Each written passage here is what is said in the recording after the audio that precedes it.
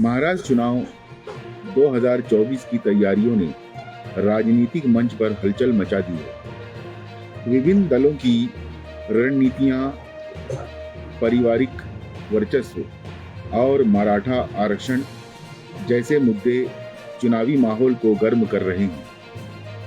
हाल के दिनों में राज्य की राजनीति में कई बड़े घटनाक्रम सामने आए, जिन्होंने जनता का ध्यान अपनी ओर खींचा है।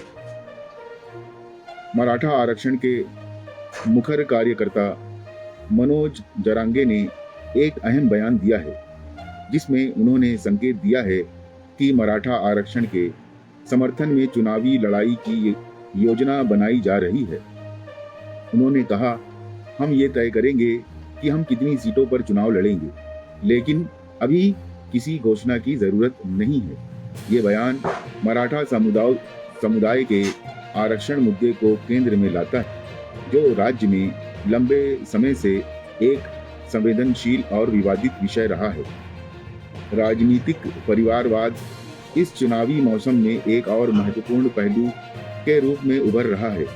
एनसीपी शरद पवार गुट ने अपनी पहली उम्मीदवारों की सूची जारी की है, जिसमें शरद पवार के पोते योगेंद्र को अजीत पवार के खिलाफ उतारा गया है। पार्टी के भीतर परिवार के सदस्यों को टिकट देने की ये परंपरा महाराष्ट्र के अन्य दलों में भी स्पष्ट दिखाई दे रही है। किसी पार्टी ने किसी की बेटी को टिकट दिया है तो किसी ने भाई को, जिससे साफ पता चलता है कि राजनीतिक परिवारवाद इस चुनाव का एक बड़ा हिस्सा रहेगा। इसी बीच एनसीपी शरद पवार गुट को एक बड़ा झटका सुप्रीम कोर्ट से उस वक्त लगा है, जिसमें कहा गया घड़ी चुनाव चिन्ह अजीत पवार के पास रहने का आदेश दिया गया है। शरद पवार के लिए ये हार चुनाव के ठीक पहले एक बड़ी रणनीतिक चुनौती के रूप में उभर सकती है। बावजूद इसके शरद पवार गुट ने काटोल सीट से अनिल देशमुख को टिकट देकर अपनी तैयारियों को जारी रखा है।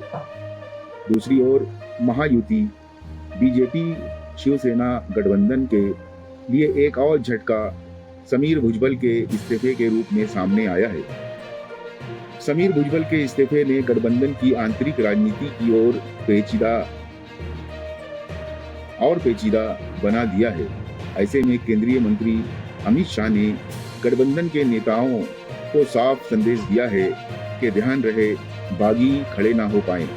ये बयान पार्टी के भीतर अनुशासन बनाए रखने की सख्त चेतावनी के रूप में देखा जा रहा है। आदित्य ठाकरे ने भी आज महाराष्ट्र चुनाव के लिए नामांकन दाखिल किया और एक भव्य रोड शो के माध्यम से अपने शक्ति का प्रदर्शन किया।